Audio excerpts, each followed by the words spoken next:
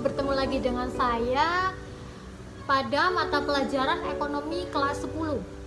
Sebelumnya kan kita telah mempelajari tentang lembaga jasa keuangan. Nah, untuk minggu ini kita akan belajar tentang manajemen, konsep manajemen. Dalam kehidupan sehari-hari, kita kan pasti pernah nih melakukan diskusi atau rapat, musyawarah, dan sebagainya. Di dalam sekolah misalnya, kita melakukan diskusi. Dalam diskusi tersebut kan kita pasti harus mencapai tujuan. Ya, misal mengerjakan tugas. Tujuannya apa? Agar tugasnya selesai. Nah, dalam tujuan tersebut, apakah kita perlu menerapkan konsep manajemen? Perlu nggak? Nah, untuk lebih jelasnya kita akan mempelajari pada bab ini, bab manajemen. Kita akan belajar tentang pengertian manajemen, tujuan manajemen, fungsi manajemen, dan sebagainya. Untuk lebih lengkapnya, coba perhatikan materi berikut ini. Para ahli memiliki pendapat yang berbeda-beda dalam mendefinisikan manajemen. Berikut merupakan beberapa pengertian manajemen yang ditinjau dari beberapa segi. Yang pertama, menurut Mary Parker Follett, pengertian manajemen ditinjau dari segi seni atau art adalah seni menyelesaikan pekerjaan melalui orang lain. Yang kedua, menurut Luther Gulick, pengertian manajemen ditinjau dari segi ilmu pengetahuan adalah bidang pengetahuan yang berusaha secara sistematis memahami mengapa dan bagaimana manusia bekerja sama untuk menghasilkan sesuatu yang bermanfaat bagi kemanusiaan. Dan yang terakhir, menurut James A. F. Stoner, pengertian manajemen ditinjau dari segi proses adalah perencanaan, pengorganisasian, kepemimpinan, dan pengawasan kegiatan anggota, serta tujuan penggunaan organisasi yang sudah ditentukan.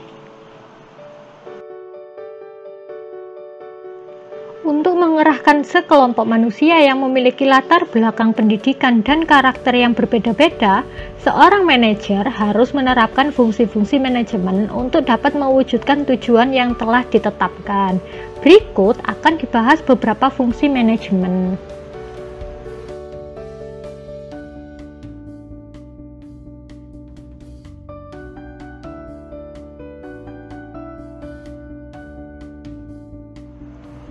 Fungsi yang pertama yaitu fungsi perencanaan atau planning. Dalam urutan kegiatan, perencanaan merupakan kegiatan awal. Fungsi yang lain bekerja setelah diberi arahan oleh bagian perencanaan. Oleh karena itu, perencanaan merupakan proses dasar manajemen untuk menentukan tujuan dan langkah-langkah yang harus dilakukan untuk mencapai tujuan. Fungsi yang kedua yaitu pengorganisasian atau organizing. Pengorganisasian merupakan proses pengelompokan orang-orang, alat-alat, tugas, tanggung jawab, dan wewenang sehingga tercipta kesatuan dalam rangka mencapai tujuan.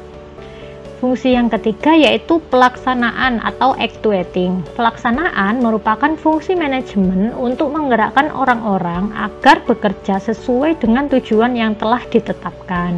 Pelaksanaan merupakan fungsi manajemen yang paling penting karena berhubungan dengan sumber daya manusia. Yang keempat adalah fungsi pengawasan atau controlling. Pengawasan merupakan tugas untuk mengoreksi kesalahan yang terjadi demi tercapainya tujuan organisasi. Nah, keempat fungsi ini biasa disebut dengan POAC atau POAC.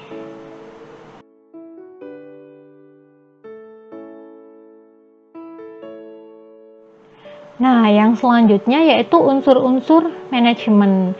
Unsur manajemen ini terdiri dari 5 komponen atau biasa disebut dengan 5M. Yang pertama adalah manusia atau man.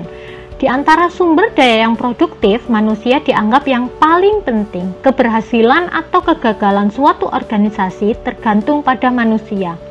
Uang, mesin, bahan, dan metode tidak ada gunanya jika manusia tidak tahu bagaimana menggunakannya dengan benar.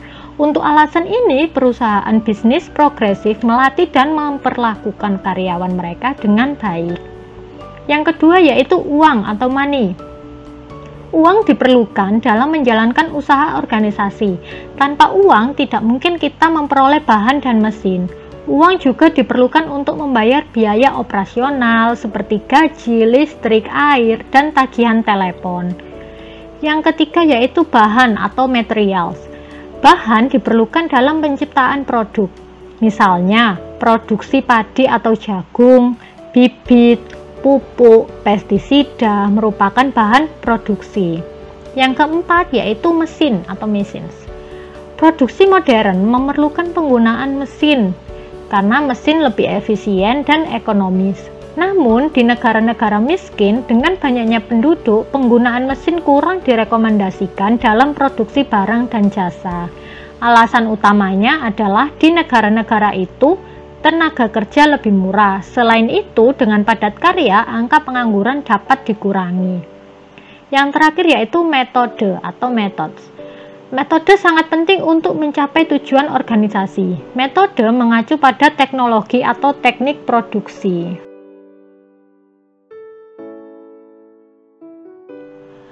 Yang selanjutnya yaitu bidang-bidang manajemen. Yang pertama ada bidang manajemen produksi. Manajemen produksi merupakan rangkaian kegiatan yang terencana dan terkendali dalam rangka mengubah input menjadi output dan melakukan evaluasi terhadap output melalui umpan balik. Dari pengertian ini, terdapat dua hal penting yang mendapat perhatian dalam manajemen produksi, yaitu perancangan sistem produksi dan pengendalian sistem produksi.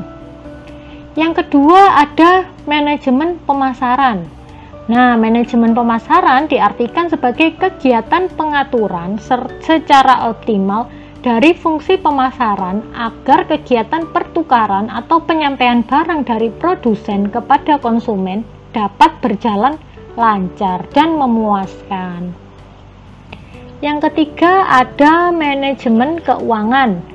Manajemen keuangan merupakan manajemen yang berhubungan dengan langkah untuk mendapatkan dana yang dibutuhkan dan bagaimana penggunaannya dalam rangka mencapai tujuan.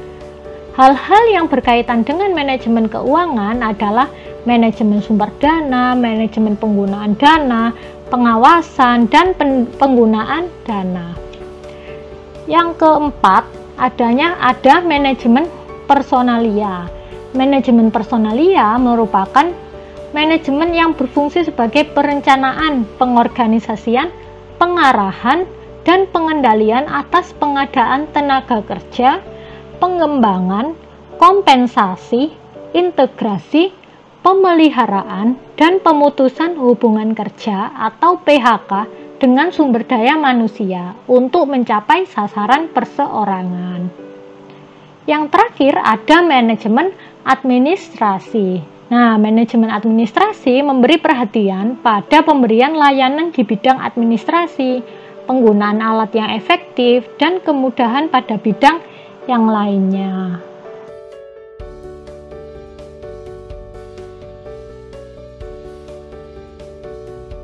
Nah, setelah mempelajari tentang manajemen, konsep manajemen, fungsi-fungsi, unsur, dan sebagainya, kalian sudah paham ya mengenai materi ini? Nah, apabila kalian sudah paham, coba kalian kerjakan soal berikut ini.